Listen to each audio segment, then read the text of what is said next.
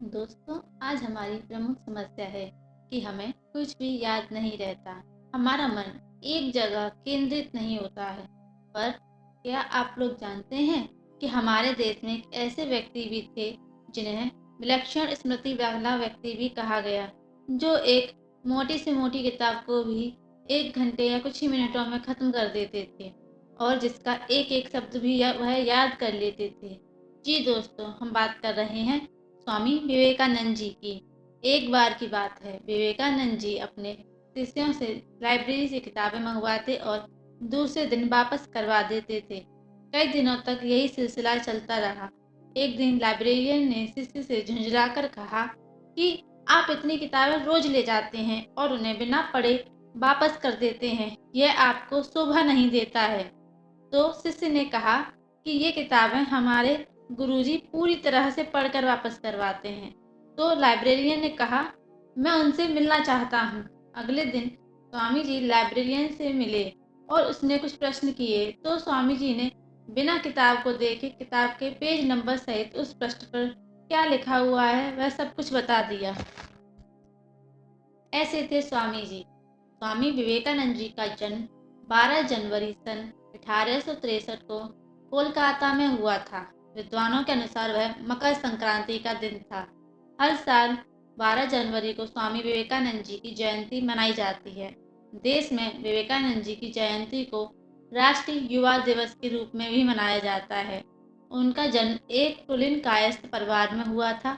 उनके बचपन का नाम नरेंद्र नाथ दत्त था। बहुत कम उम्र में ही नरेंद्र नाथ ने अध्यात्म का मार्ग अपना लिया था। आध्यात्मिक मार्ग अपनाने के बाद उनको स्वामी विवेकानंद जी के नाम से जाना जाने लगा। उनके पिता विश्वनाथ दत्त कलकत्ता हाई कोर्ट के एक प्रसिद्ध वकील थे और दादाजी दुर्गाचरण दत्त संस्कृत और फारसी के विद्वान थे। उनकी माता भुवनेश्वरी देवी धार्मिक विचारों की महिला थी। उनका अधिकांश समय भगवान शिव की पूजा अर्चना में व्यतीत होता था। विवेकानंद जी की मां के धार्मिक विचार और पिता के प्रगतिशील तर्क संगत रवैये ने उनकी सोच और व्यक्तित्व को बनाने में सहायता की। उनके घर का माहौल बहुत ही धार्मिक था। नियम पूर्वक रोज पूजा पाठ होती थी। धार्मिक वृत्ति के होने के कारण माता भुवनेश्वरी देवी को पुराण, रामायण, महाभारत आदि की कथा सुनने का बहुत शौक था। इसलिए कथावाचकों का उनके घर आना जाना लगा रहता था। नियमित रूप से भजन कीर्तन भी होता रहता था। परिवार के धार्मिक एवं आध्यात्मिक वातावरण के प्रभाव से बालक के मन में बचपन से ही धर्म एवं आध्यात्म के संस्कार गहरे होते गए। माता पिता के संस्कारी और धार्मिक वातावरण के कारण स्वामी जी का मन बचपन से ही ईश्वर को जानने और उसे प्राप्त करने की लालसा दिखाई देने लगी थी। ईश्वर के बारे में जानने की अपनी उत्सुकता में कभी कभी वे ऐसे प्रश्न भी पूछ बैठते थे कि उनके माता पिता और कथावाचक पंडित तक चक्कर में पड़ जाते थे। अब बात करते हैं उनकी शिक्षा की। सन 1871 में 8 साल की उम्र में नरेंद्र नाथ दत्त का एडमिशन ईश्वर चंद्र विद्यासागर के मेट्रोपॉलिटन संस्थान में हुआ, जहां वे स्कूल गए। 1877 में उनका परिवार कलकत्ता छोड़कर रायपुर चला गया।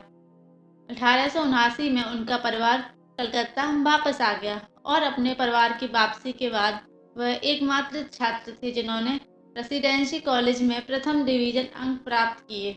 उन्हें दार्शनिक, इतिहास, सामाजिक विज्ञान, कला, धर्म और साहित्य पढ़ना पसंद था। इनके अलावा उन्हें वेद, उपनिषद, भगवद गीता, रामायण, महाभारत और पुराणों जैसे शास्त्रों को भी पढ़ना बहुत पसंद था। विवेकानंद जी को भारतीय शास्त्रीय संगीत में भी प्रशिक्षण प्राप्त था और ये नियमित रूप से शारीरिक व्यायाम में व खेलों में भाग लिया करते थे। स्वामी जी ने पश्चिमी दर्शन, पश्चिमी तर्क और यूरोपीय इतिहास का अध्ययन जनरल असेंबली इंस्टीट्यूट से, जिसे अब स्कॉटिश चर्च कॉलेज के नाम से जाना जाता है, में किया था। 1881 में उन्होंने ललित कला की परीक्षा उत्तीर्ण की और 1884 में कला में स्नातक की डिग्री पूरी कर ली। स्वामी जी ने David Hume, Immanuel Kant, Charles Darwin, John Stuart Mill के कामों का रिसर्च किया। उन्होंने हर्बर्ट स्पेंसर की किताब एजुकेशन का बंगाली में अनुवाद किया। ये हर्बर्ट स्पेंसर के विकासवाद से काफ़ी इम्प्रेस थे। महासभा संस्था के प्रिंसिपल विलियम हेस्टी ने लिखा था, नरेंद्र वास्तव में एक जीनियस है। मैंने काफ़ी विस्तृत और बड़े इलाके में यात्रा की है, लेकिन उनके जैसी प्रतिभा वाला एक भी बालक कहीं नहीं देखा, यहाँ तक कि जर्मन विश्वविद्यालय के दार्शनिक छात्रों में भी नहीं। गुरु के प्रति उनका समर्पण विलक्षण था।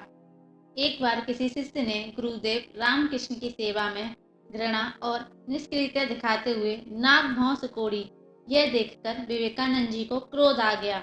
वे अपने उस गुरु भाई को सेवा का पाठ पढ़ाते हुए और गुरुदेव की प्रत्येक वस्तु के प्रति प्रेम दर्शाते हुए उनके बिस्तर के पास रक्त, कफ आदि से भरी सूगदानी उठाकर फेंकते थे।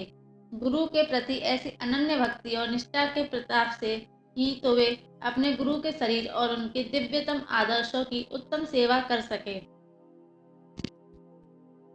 स्वामी विवेकानंद जी अपने जीवन को अपने गुरुदेव रामकृष्ण परमहंस को समर्पित कर चुके थे। गुरुदेव के शरीर त्याग के दिनों में अपने घर और कुटुंब की नाजुक हालत होते हुए भी और स्वयं के भोजन की चिंता किए बिना वे गुरु की सेवा में सतत संलग्न रहे। विवेकानंद जी ने हमेशा एक ऐसे समाज की कल्पना की थी जिसमें धर्म या जाति के आधार पर मनुष्य में कोई भेद ना हो।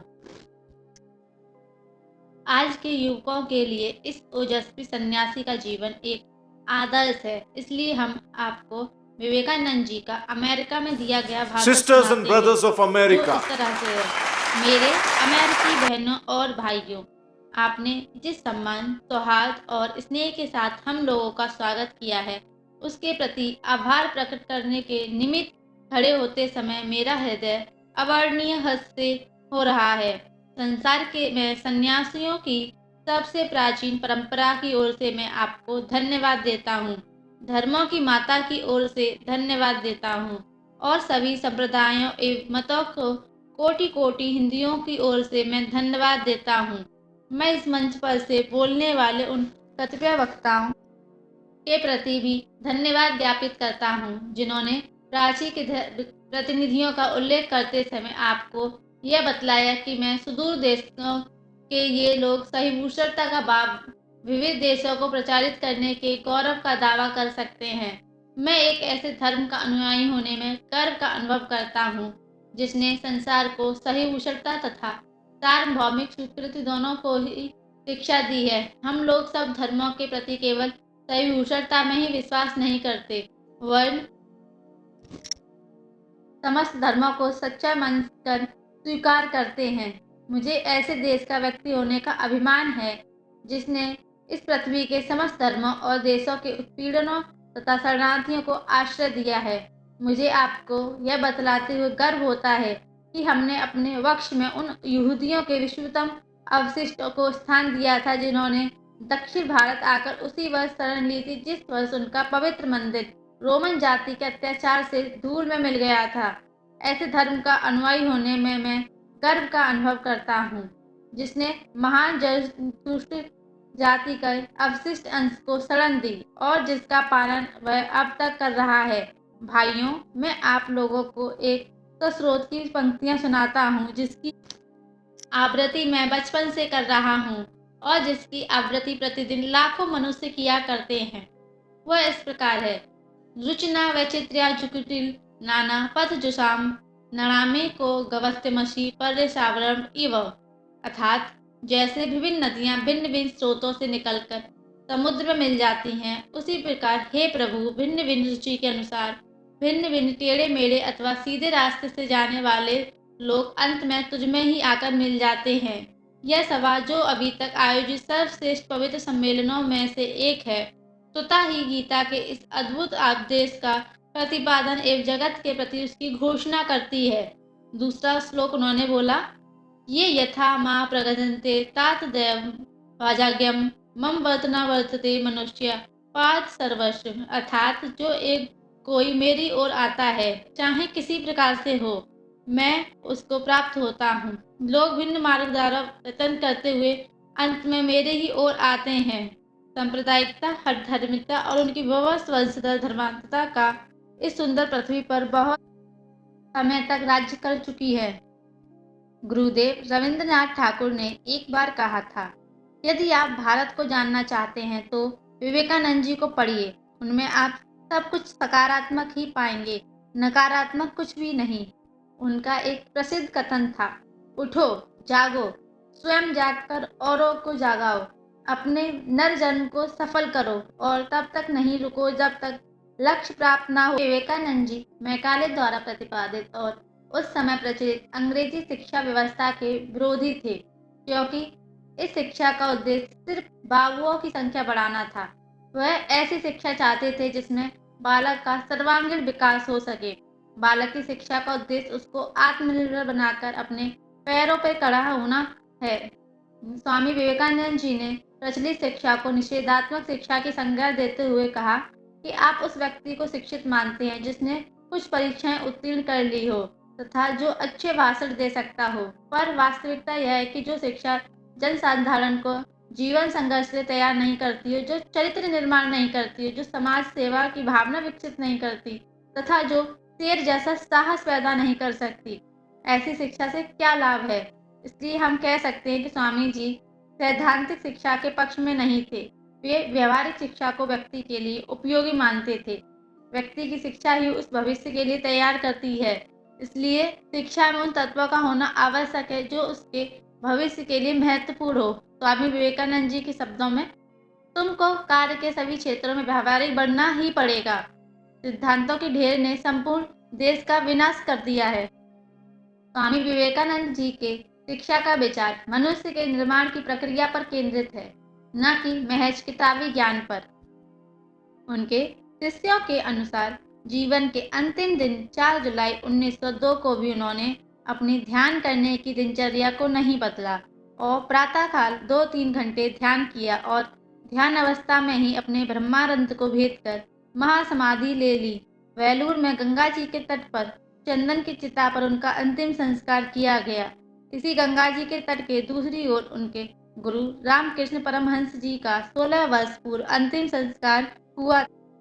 उनके शिष्यों और अनुयायियों ने उनकी स्मृति में वहां एक मंदिर बनवाया और समूचे विश्व में विवेकानंद जी का तथा उनके गुरु रामकृष्ण के संदेशों के प्रचार के लिए 130 से अधिक केंद्रों की स्थापना की।